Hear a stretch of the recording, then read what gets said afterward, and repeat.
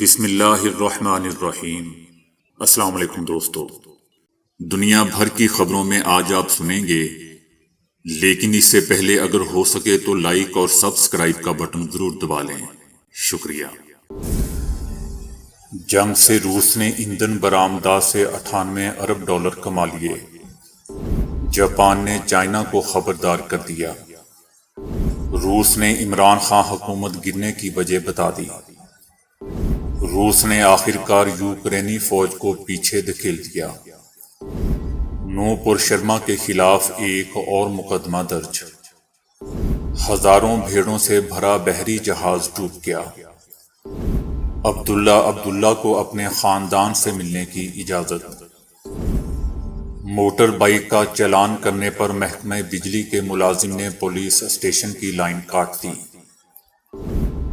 گھر مسمار، بچے قربان، بھارتی فورسز کے مظالم کے باوجود مسلمانوں کا ناموس رسالت صلی اللہ علیہ وآلہ وسلم کے لیے جذبہ قابل دید ہے۔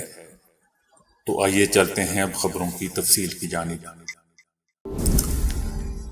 روس نے یوکرین کے ساتھ جنگ کے پہلے 100 دنوں میں ایندھن برآمد کر کے 93 ارب یورو یعنی 98 ارب ڈالر کما لیے۔ تیل کی بیشتر برآمدات یورپی یونین کے رکن ممالک کو کی گئیں۔ یورپی یونین نے یوکرین کی جنگ کے ابتدائی 100 دنوں میں روس سے ایندھن کی مجموعی برآمدات کا 61% حصہ درآمد کیا۔ دوستو، یاد رہے کہ اس ایندھن کا سب سے بڑا غیر یورپی درآمد کنندگان ملک چائنا تھا۔ چائنا نے 12.6 ارب یورو، جرمنی نے 12.1 ارب اور اٹلی نے 7.8 ارب کا ایندھن برآمد کیا۔ تازہ رپورٹ ایسے موقع پر جاری کی گئی ہے جب یوکرین حکومت مغربی ممالک سے روس کے ساتھ تجارتی روابط ختم کرنے کا مطالبہ کر رہی ہے۔ یاد رہے دوستو کہ اس ماہ کے آغاز میں یورپی یونین نے روسی تیل کی درآمد بند کرنے کا اکثریتی فیصلہ کر لیا تھا۔ جاپان نے چائنا پر خطے کی موجودہ صورتحال تبدیل کرنے کی مبینہ کوششیں روک دینے پر زور دیا ہے۔ دونوں ممالک کے مابین سلامتی سے متعلق کئی امور پر خدشات موجود ہیں، لہذا چائنا کو احتیاط برتنے کی ضرورت ہے۔ طاقت کے ذریعے علاقائی صورتحال تبدیل کرنے کی یک طرفہ کوشش پر چائنا کو خود پر قابو رکھنے کی ضرورت ہے۔ جاپان نے چینی اقدامات کے حوالے سے چینی بحریہ کے طیارہ بردار کی مشقوں کا حوالہ بھی دیا۔ دوستو، یاد رہے کہ سنکاکو جزائر جاپان کے زیر انتظام ہے، جبکہ چائنا اور تائیوان ان کی ملکیت کا دعویٰ بھی کرتے ہیں۔ روسی سفیر نے کہا ہے کہ دورہ روس عمران خان حکومت کے گرنے کی وجہ بنی ہے۔ عمران خان کا روس میں ہونا اور یوکرین پر حملہ ایک اتفاق تھا۔ اگر وزیر اعظم عمران خان کو پتہ ہوتا تو اس دن کبھی نہ آتے۔ عمران خان بنیادی طور پر ایک ایماندار آدمی ہے اور وہ اپنے لوگوں کی بہتری چاہتا ہے۔ روسی صدر پیوٹن کا بیماری میں مبتلا ہونے سے متعلق ان کا کہنا تھا کہ صدر پیوٹن خیریت سے ہیں اور اپنا کام کر رہے ہیں۔ لوگ مغربی میڈیا کی روس کے حوالے سے خبروں پر کبھی یقین نہیں کرتے۔ روس اور یوکرین جنگ کے حوالے سے روسی سفیر نے کہا کہ روس کو نیٹو کی نقل و حرکت پر تشویش تھی۔ ہمارے بارڈر پر نیٹو کی نقل و حرکت یوکرین جنگ کی وجہ بنی۔ ان کا کہنا تھا کہ یوکرین نے نیٹو میں شمولیت کا اعلان کیا۔ یوکرین کی نیٹو میں شمولیت ہماری خود مختاری پر حملہ تھا۔ نیٹو کی روس کی سرحدوں پر نقل و حرکت شروع ہو گئی تھی، جو ہمارے لیے بہت ہی خطرناک تھی۔ یوکرین کا کہنا ہے کہ روس نے اس کی فوج کو مشرقی شہر کے مرکز سے پیچھے دھکیل دیا ہے، جہاں کئی ہفتوں سے لڑائی جاری ہے۔ دشمن نے توپ خانے کی مدد سے اس شہر پر حملے کیے، اسے جزوی کامیابی ملی ہے اور ہمارے یونٹوں کو شہر کے مرکز سے دور دھکیل دیا گیا ہے اور ہمارے شہر کو تباہ کرنے کی کارروائیاں جاری ہیں۔ اس سے قبل روسی افواج نے شہر کو دریا کے پار دوسرے شہر سے ملانے والے ایک پل کو دھماکے سے اڑا دیا تھا، جس سے شہریوں کے انخلاء کا ممکنہ راستہ منقطع ہو گیا۔ روسی افواج نے شہر کا بیشتر حصہ اپنے قبضے میں لے لیا ہے، لیکن یوکرین کے فوجی ایک صنعتی علاقے اور ایک کیمیکل پلانٹ میں قابض ہیں، جہاں سینکڑوں شہریوں نے پناہ لے رکھی ہے۔ تقریباً 500 یا 800 شہری پلانٹ کی سرزمین پر موجود ہیں، جن میں 40 بچے بھی شامل ہیں۔ کیمیکل پلانٹ پر وسیع پیمانے پر کلسٹر بموں کے استعمال کے شواہد ملے ہیں۔ خارخیو میں پلے گراؤنڈ کے قریب کھڑی کار کی چھت پر کلسٹر گولہ بارود کے نشانات دیکھے گئے ہیں۔ علاقے کے گورنر کا کہنا ہے کہ شہر میں مسلسل لڑائی جاری ہے۔ دوسری جانب روسی افواج اور ان کے علیحدگی پسند اتحادیوں نے کہا ہے کہ انہوں نے اس بڑے کیمیائی پلانٹ پر نہ تو حملہ کیا ہے اور نہ ہی حملہ کرنے کا کوئی ارادہ رکھتے ہیں۔ دوسری طرف ایسے شواہد ملے ہیں کہ روسی افواج نے کلسٹر بموں کے ساتھ ساتھ بکھرے جانے والے بارود سے بھرے چھوٹے راکٹ استعمال کیے ہیں۔ ان راکٹوں میں بھرا بارود مقررہ وقفوں کے بعد پھٹتا ہے۔ کلسٹر بم متنازع ہتھیار ہے کیونکہ یہ ہوا میں پھٹ کر چھوٹے کلسٹر بم چھوڑتے ہیں جو کسی بھی وسیع علاقے میں ہر طرف گر کر پھٹتے ہیں اور شہریوں کی جان کو خطرے میں ڈالتے ہیں۔ یہ اکثر اس وقت نہیں پھٹ پاتے اور آنے والے برسوں کے لیے خطرہ بن جاتے ہیں۔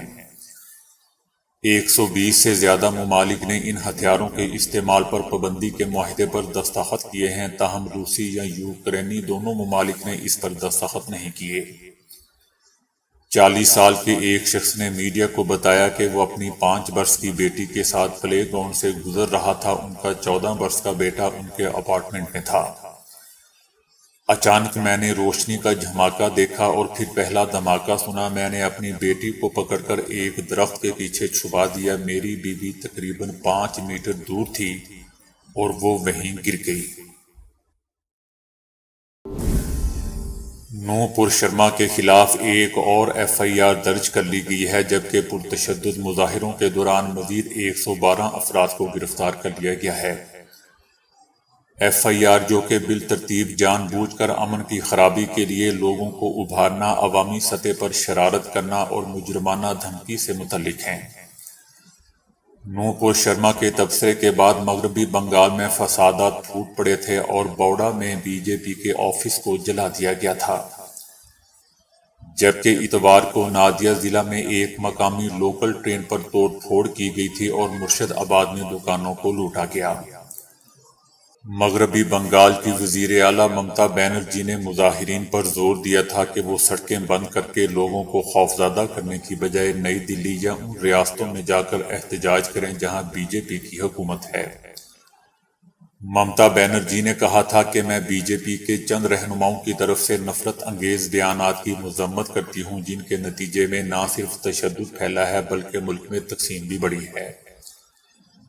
انہوں نے مزید لکھا کہ میں پرزور مطالبہ کرتی ہوں کہ بی جے پی کے ملزم لیڈروں کو فوری طور پر گرفتار کیا جائے تاکہ ملک میں اتحاد متاثر نہ ہو اور بڑے پیمانے پر لوگوں کو ذہنی کوفت کا سامنا نہ کرنا پڑے۔ میں تمام ذاتوں، عقائد، مذاہب اور برادریوں سے تعلق رکھنے والے اپنے تمام بھائی بہنوں سے اپیل کرتی ہوں کہ وہ اس اشتعال انگیزی جس کی ہم سب مذمت کرتے ہیں، عام لوگوں کے وسیع تر مفاد میں امن کو برقرار رکھیں۔ سوڈان میں ہزاروں بیڑوں سے بھرا ہوا بحری جہاز ڈوب گیا۔ یہ واقعہ بحر احمر کی بندرگاہ سوکین میں پیش آیا، جہاں مویشیوں کا جہاز سوڈان سے جانور برآمد کر کے سعودی عرب لے جا رہا تھا۔ جہاز میں کئی ہزار سے زیادہ مزید جانور موجود تھے جن کو بچایا نہ جا سکا، تاہم جہاز کا عملہ بالکل محفوظ رہا۔ جہاز 9,000 بھیڑوں کا بوجھ اٹھانے کے قابل تھا، لیکن اس میں 15,800 بھیڑیں سوار تھیں جو حادثے کا سبب بنا۔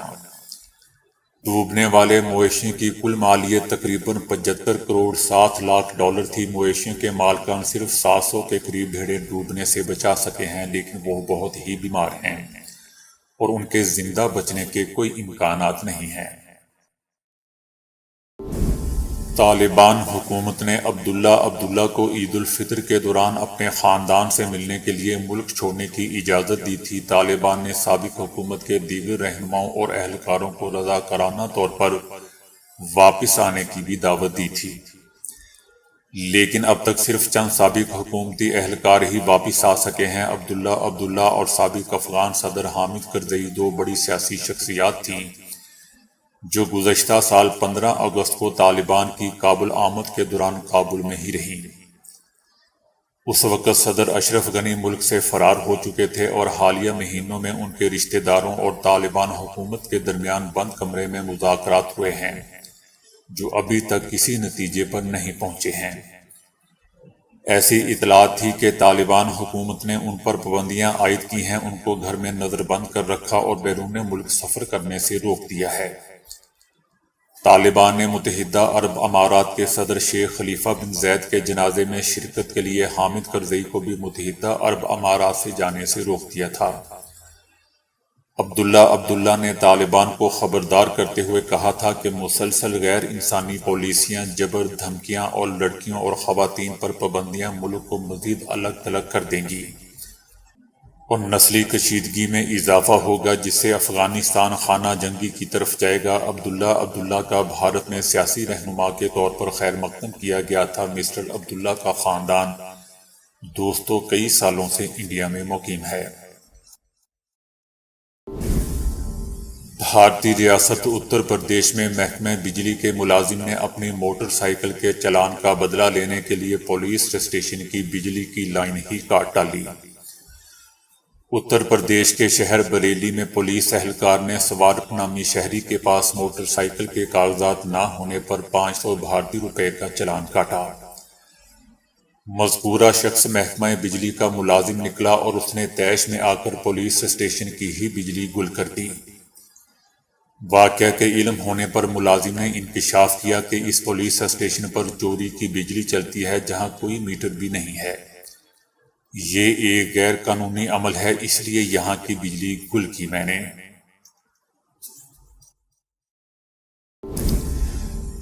انڈیا میں پیغمبر اسلام صلی اللہ علیہ وآلہ وسلم کی توہین پر مظاہروں میں شدت آ چکی ہے۔ بھارت فورسز نے مختلف شہروں میں احتجاج کرنے والے مسلمانوں کے گھر مسمار کر دیے ہیں۔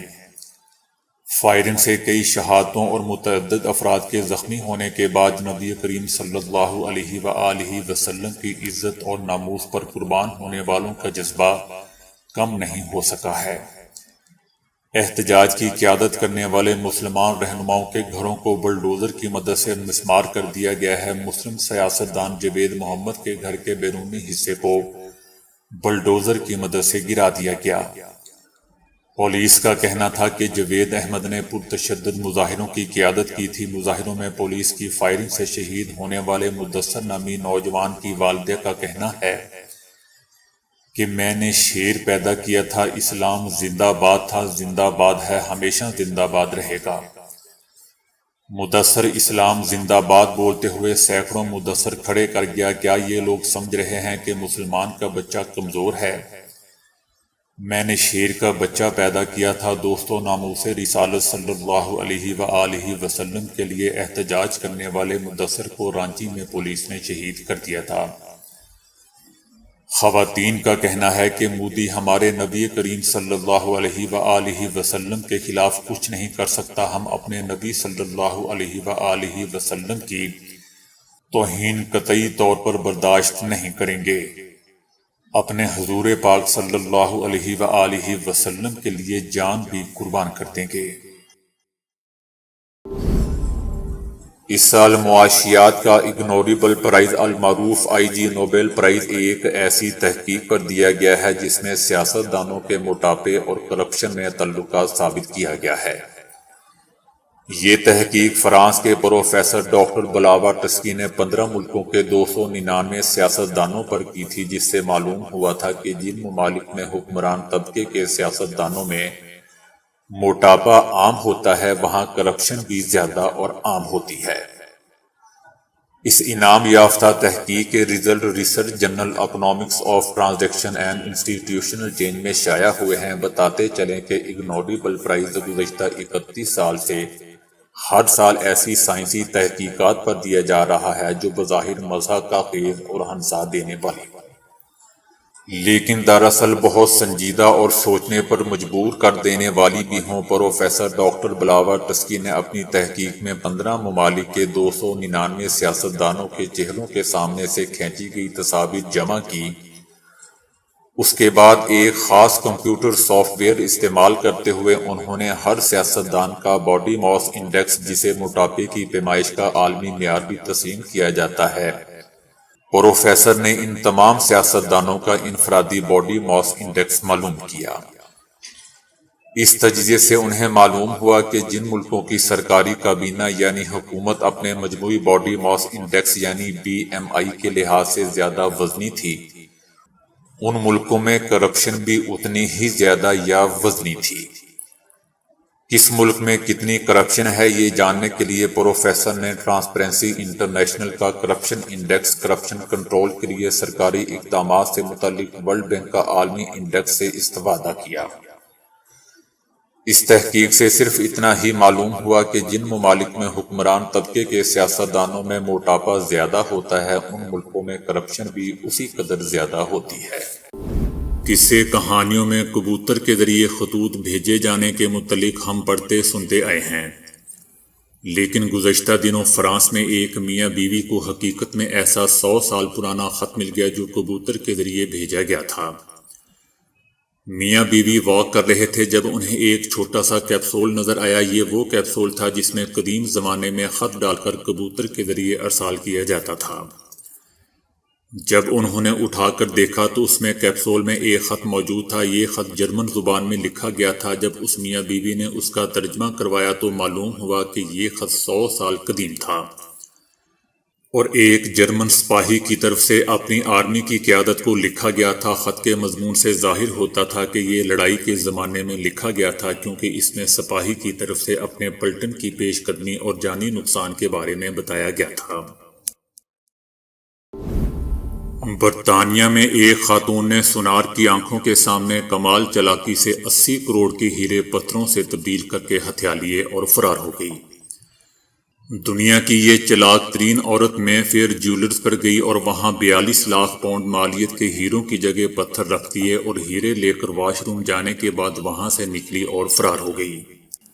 یہ تمام واردات اس نے دکاندار کی آنکھوں کے سامنے کمال چالاکی سے کی۔ اس خاتون کا نام لولے کا دوست بتایا گیا ہے، جو خود کو ہیروں کی ماہر بتا کر دکاندار سے ملی تھی اور ہیروں کی انسپیکشن کے بہانے اس نے ہیروں کو پتھروں سے تبدیل کیا تھا۔ اس کی واردات کا پول CCTV کیمرے کی فوٹیج سے کھلا۔ پولیس کا کہنا ہے کہ ملزمہ واردات کے بعد ملک سے ہی فرار ہو چکی ہے۔ ایک امریکی لڑکی جس کا دعویٰ ہے کہ اس کا منہ دنیا میں سب سے بڑا ہے، اپنے اسی بڑے منہ کی وجہ سے کس طرح لاکھوں روپے کما رہی ہے، سن کر آپ حیران رہ جائیں گے۔ اس 30 سالہ لڑکی کا نام سمار تھار ہے، جس نے لاک ڈاؤن لگنے پر ٹک ٹاک پر اکاؤنٹ بنایا تھا۔ وہ ٹک ٹاک پر اپنے گانے اور اداکاری کی صلاحیتوں سے لوگوں کو متاثر کرنا چاہتی تھی، لیکن جلد ہی اس نے محسوس کیا کہ لوگ اس کے گانے اور اداکاری کی بجائے اس کے بڑے منہ سے زیادہ متاثر ہو رہے ہیں۔ اس احساس کے بعد سمار تھار نے اپنے منہ کو مختلف زاویوں سے کھول کر ٹک ٹاک ویڈیوز بنانی شروع کر دیں، جو بہت وائرل ہونے لگی۔ اس کی یہ ویڈیوز ایسی پاپولر ہوئیں کہ چند ماہ میں اس کے فالوورز کی تعداد 7,000 سے 40,000 سے تجاوز کر چکی، اور اس لڑکی کا کہنا ہے کہ وہ اپنی ان وائرل ویڈیو سے ماہانہ لگ بھگ 11,000 پاؤنڈز یعنی تقریباً پاکستانی 23 لاکھ روپے کما رہی ہے۔ اس نے کہا کہ میں اپنی ایک وائرل ویڈیو پر اب تک 15,000 پاؤنڈز بھی کما چکی ہوں۔ برطانیہ میں ایک خاتون نے کینسر کا بہانہ بنا کر انٹرنیٹ پر لوگوں سے چندے کی مد میں 45,000 پاؤنڈ تقریباً 90 لاکھ روپے ہتھیا لیے، اور یہ رقم ایسے کاموں پر اڑا ڈالی کہ ہر سننے والا افسوس کرے گا۔ اس 42 سالہ خاتون کا نام نیکول ہے، جس نے چندہ جمع کرنے کی ویب سائٹ گو فنڈ می پر ایک پیج بنا کر وہاں خود کو کینسر کی مریض ظاہر کیا اور لوگوں سے چندے کی اپیل کر دی۔ لوگوں نے اس کے جھوٹ کو سچ جانتے ہوئے اس کی مدد کی اور چند ماہ میں مطلوبہ رقم جمع ہوگی، جو نیکول نے فٹ بال میچز کے ٹکٹ خریدنے، بیرون ملک چھٹیاں منانے، لگژری ہوٹلوں میں قیام کرنے اور جوا کھیلنے میں اڑا دی۔ نیکول کا جھوٹ پکڑے جانے پر اس کے خلاف مقدمہ درج کر دیا گیا ہے اور اب تحقیقات کی جا رہی ہے۔ پروسیکیوٹر بین آئروین کا کہنا تھا کہ نیکول نے گو فنڈ می پر جھوٹ بولا۔ اس نے خود ہی اپنی ماں کی طرف سے اس پر تحریر لکھی، جس پر اس نے لکھا، کہ میری خوبصورت بیٹی کو کینسر ہے اور اس کے علاج کے لیے رقم درکار ہے۔ تو دوستو ابھی کے لیے اتنا ہی۔ ویڈیو کو لائک اور شیئر کرنے کا بہت بہت شکریہ۔